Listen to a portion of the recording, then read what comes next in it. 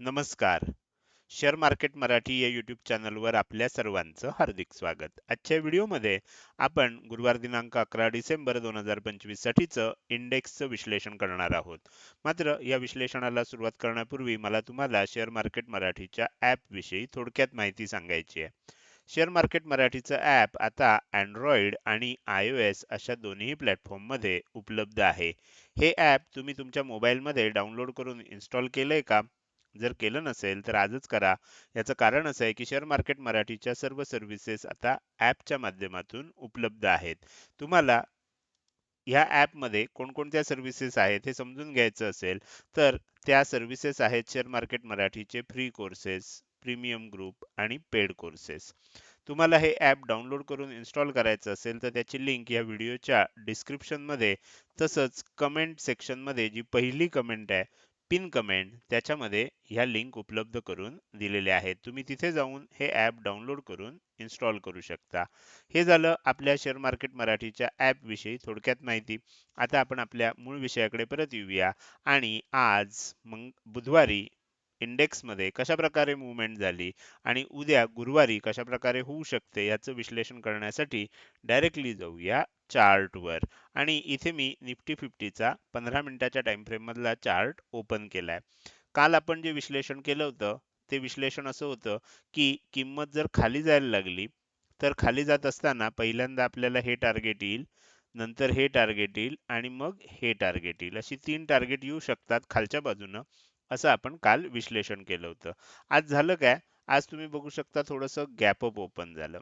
Gap up open झाल्यावर थोडंसं खाली आलं आणि त्यानंतर मार्केटमध्ये वरच्या दिशेने एक मोठी मूव्हमेंट झाली. आता बऱ्याच जणांना गैरसमज असा होतो की अरे सरांनी तर खाली येणार म्हणून सांगितलं होतं, मग वर कसं गेलं? तर त्यांना मार्केट काम कसं करतं हे मी अनेक वेळा सांगितलेलं आहे. पण बऱ्याच वेळेला काय होतं की सगळे व्हिडिओ बघितले जात नाहीत, सर्व संकल्पना समजून घेतल्या जात नाहीत आणि मग बऱ्याच जणांचा गोंधळ उडतो. मी सांगताना काय सांगितलं होतं, मार्केटमध्ये कुठलीही मोठी मूव्हमेंट होणार असेल तर त्याच्या आधी मार्केट बारीक सारीक जे पार्टिसिपंट असतात त्यांना झटकून बाजूला करतं आणि त्यानंतर ती मूव्हमेंट करतं. म्हणजे काय? तर ट्रॅप करण्याचा प्रयत्न करतं. नेहमी लक्षात ठेवा, मार्केटमध्ये जर एक खालच्या दिशेनं मोठी मूव्हमेंट येणार असेल तर त्याच्या आधी एक वरच्या दिशेची मूव्हमेंट आणली जाते. हे कशासाठी? तर जे नवीन असतात, ज्यांना माहिती नसतं, त्यांना दाखवण्यासाठी की आता मार्केट वर चाललंय, त्यांना बायर बनवलं जातं. कारण तुम्हाला माहिती आहे, मला जर सेल करून म्हणजे मी म्हणजे काय, तर असं आपण समजूया की जे मार्केटला व्यवस्थित समजतात अशी लोक, अशा लोकांना जर मार्केटला सेल करून खाली आणायचं आहे तर त्यांना काय पाहिजे? त्यांना सेल करायचं आहे तर समोर बायर पाहिजेत आणि समोर जर बायर पाहिजेत तर त्यासाठी मार्केट वर जाते असं दाखवलं पाहिजे. हे ज्या वेळेला दाखवलं जाईल त्यावेळेला काय होणार? त्यावेळेला बायर तयार होणार ही सगळी प्राइस ऍक्शन बघून. आणि जेव्हा बायर मोठ्या संख्येने येणार तेव्हा सेलिंग करताना आवश्यक असणारी क्वांटिटी मिळणार. तर त्यामुळे मार्केट हा नेहमी लिक्विडिटीचा गेम असतो आणि जसं दिसतं तसं प्रत्यक्षात होत नाही, हे आपल्याला इथे लक्षात ठेवलं पाहिजे. पण मी ॲस्ट्रोच्या साहाय्यानं तुम्हाला आधीच सांगितलं होतं की किंमत खालच्या दिशेनं जाणार आहे. खालच्या दिशेनं जात असताना कोणती टार्गेट्स येतील हे सांगितलेलं होतं.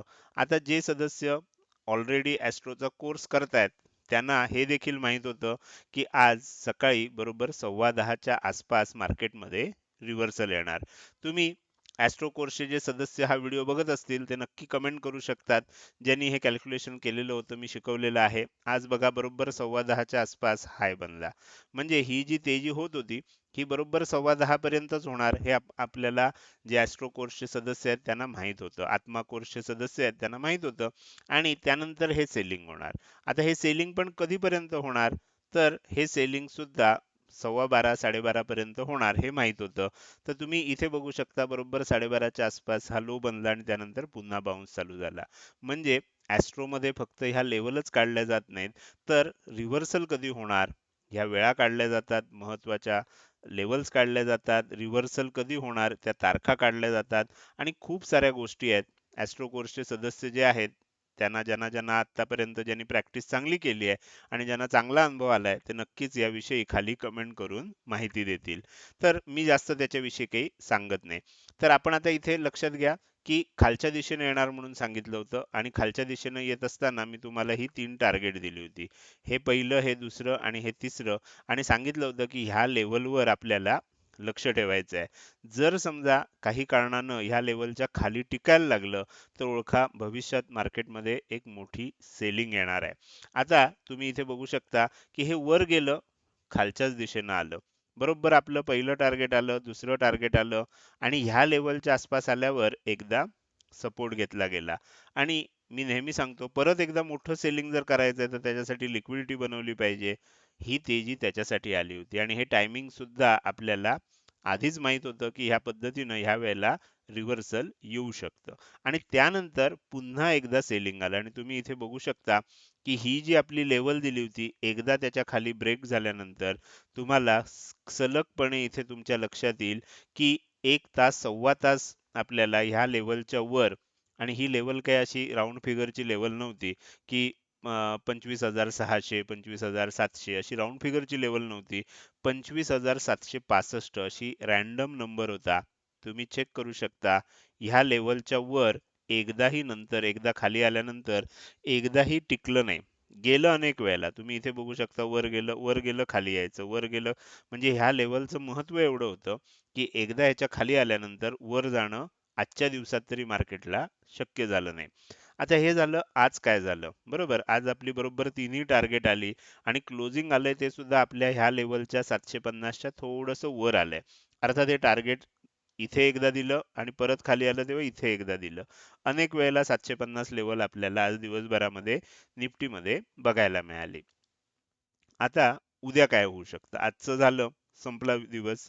आता उद्या काय होऊ शकतं हे जर समजून घ्यायचं असेल, तर त्याच्यासाठी आपल्याला आणखीन काही लेव्हल्स आहेत, ज्या मी आता तुम्हाला इथे ऑन करतोय म्हणजे तुम्हाला त्या लेव्हल्स व्यवस्थित दिसू शकतील.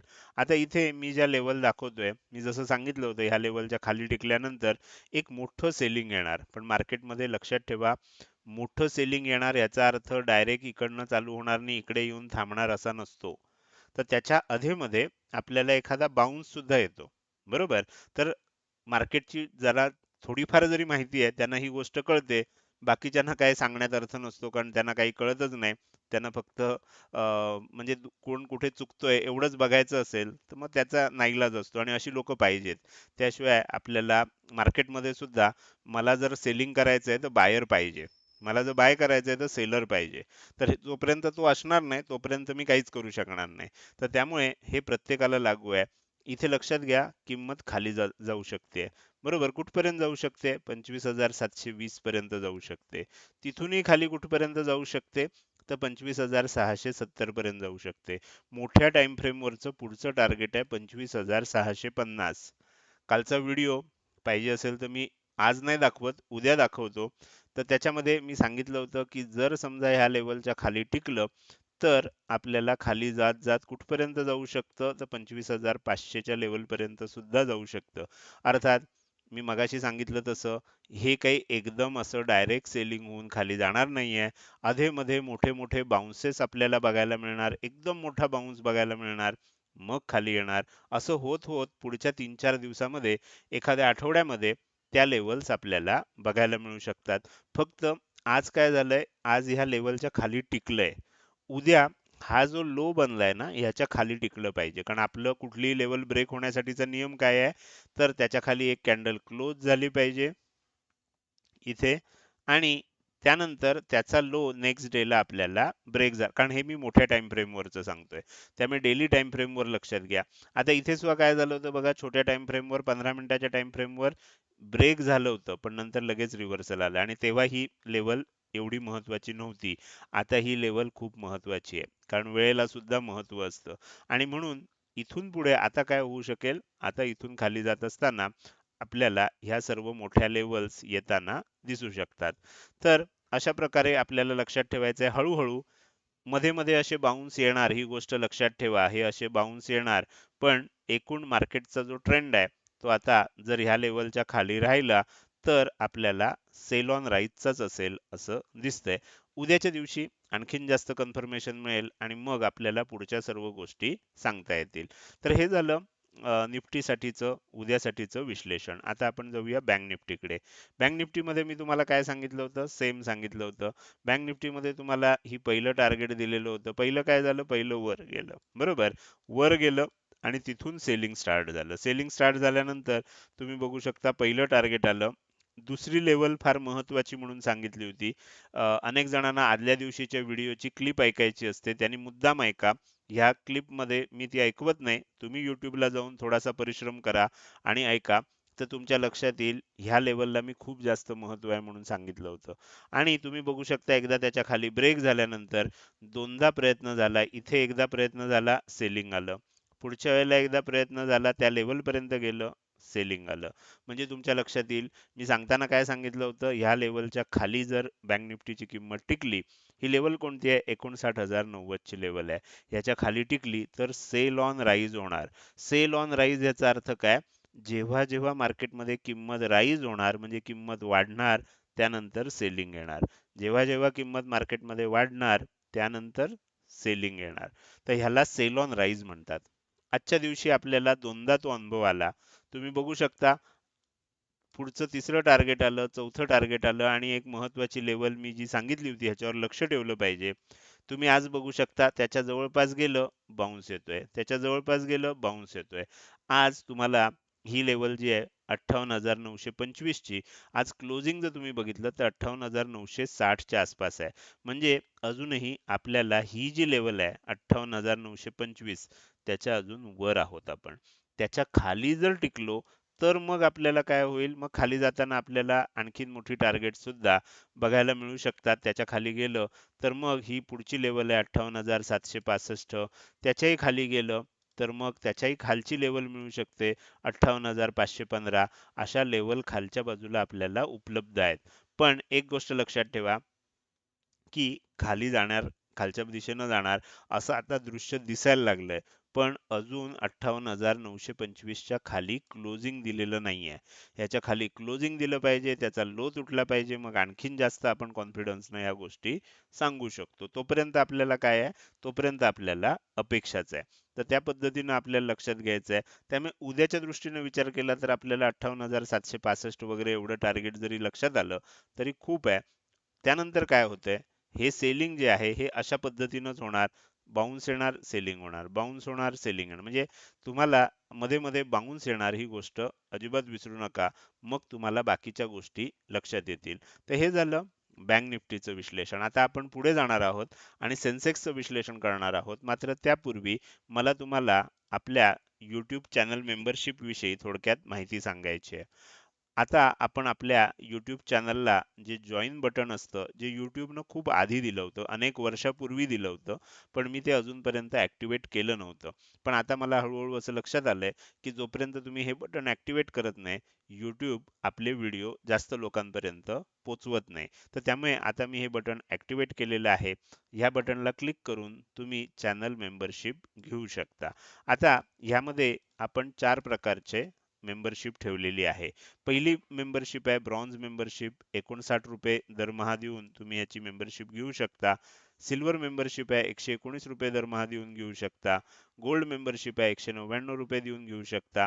आणि प्लॅटिनम मेंबरशिप आहे ₹1199 दरमहा देऊन घेऊ शकता. आता ह्या सर्व मेंबरशिप मध्ये नक्की काय काय मिळणार याची माहिती आपल्या YouTube चॅनलला जॉईन बटनला क्लिक केल्यानंतर आपल्या चॅनलला सबस्क्राईबचं जे बटन असतं त्याच्या शेजारीच तुम्हाला जॉईन बटन दिसणार आहे. तर तिथे जाऊन तुम्ही क्लिक करून वाचू शकता. तुम्हाला जर समजली नाही तर आपल्या WhatsApp नंबरला कॉन्टॅक्ट करा. डिस्क्रिप्शनमध्ये आपल्याला नंबर दिलेला आहे. तिथे तुम्ही क्लिक केल्यानंतर तुम्हाला सर्व माहिती सांगितली जाईल. तर ह्या पद्धतीनं तुम्ही चॅनलची मेंबरशिप सुद्धा घेऊ शकता. आता आपण काय करूया, पुन्हा आपल्या विषयाकडे जाऊया आणि मी तुम्हाला आता सेन्सेक्समध्ये उद्या काय होऊ शकतं हे समजून सांगतोय. सेन्सेक्ससाठी आपण काय सांगितलं होतं बघा. आता मी तेच तेच परत सांगणार नाही, तुमच्या लक्षात आलंच असेल. ही 3 टार्गेट दिली होती. बघा बरोबर 3 टार्गेट, एकदा सेलिंग स्टार्ट झाल्यावर बरोबर 3 टार्गेट आली आणि ह्या लेवलकडे लक्ष द्यायला सांगितलं होतं. ही लेवल होती 84,400. तुम्ही बघू शकता त्याच्या बरोबर 3 टार्गेट आल्यानंतर एक बाउन्स आला. कारण त्यानंतर मोठं सेलिंग व्हायचं होतं. त्याच्या आधी एक मोठा बाउन्स आपल्याला बघायला मिळतो आणि त्यानंतर मोठं सेलिंग आलं आणि मग 84,400 ही लेवल तोडली.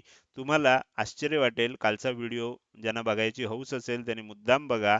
कालच्या व्हिडिओमध्ये ह्याचं महत्त्व मी सांगितलेलं होतं. 84,400 ही लेवल जी आहे, ही लेवल एकदा ब्रेक झाल्यानंतर तुम्ही 1, 2, 3, 4, 5 म्हणजे 1 तास 15 मिनिटं, सव्वा तास आपल्याला किंमत वर जात होती पण टिकत नव्हती. वर जात होती पण टिकत नव्हती. म्हणजे हा लेवल केवढी महत्त्वाची होती हे तुमच्या आता लक्षात आलं असेल. अर्थात पूर्वी सुद्धा त्या लेवलच्या आसपास सपोर्ट घेतला होता. पण आता त्याच्या खाली आपण क्लोज झालोय. जे मी कालच सांगितलं होतं ह्याच्या खाली जर क्लोज झालं तर आपल्याला लक्ष ठेवायचं आहे. तर आता काय होऊ शकतं? आता ह्याच्यामध्ये आणखीन मोठं सेलिंग आपल्याला बघायला मिळू शकतं. खूप मोठ्या लेव्हल्स आहेत. अदल्या-मधल्या लेव्हल्स मी आता देत नाहीये सेन्सेक्सच्या. तर मोठी लेवल आहे 84,025 ची. त्याच्या खालची सुद्धा एक मोठी लेवल दिसतेय. पण एवढं मोठं टार्गेट आत्ता लगेच घेण्यासारखं नाहीये. हळू आपल्याला जाऊ शकतं आणि इन बिटवीन काय होईल ते बघून मग आपण रोज त्याच्यावर विश्लेषण करू शकतो. तर आता ह्या लेवलच्या खाली टिकतंय. उद्या एकच आपल्याला काळजी घ्यायची आहे, की साधारणपणे एक अर्धा तास तरी ह्या लेवलच्या खाली किंमत टिकली पाहिजे. असं झालं तर मग हे सेलिंग आपल्याला आणखीन इंटेन्सिफाय होईल असं वाटतंय. नाहीतर काय होईल जसं इथे झालं. खाली गेलं आणि लगेच वर गेलं. त्याला काही किंमत नाहीये. तर त्यामुळे उद्या आता बराच वेळ राहिलंय म्हणजे एक गोष्ट तर कळली आहे, की आता ह्याचा रेझिस्टन्स घेतलाय.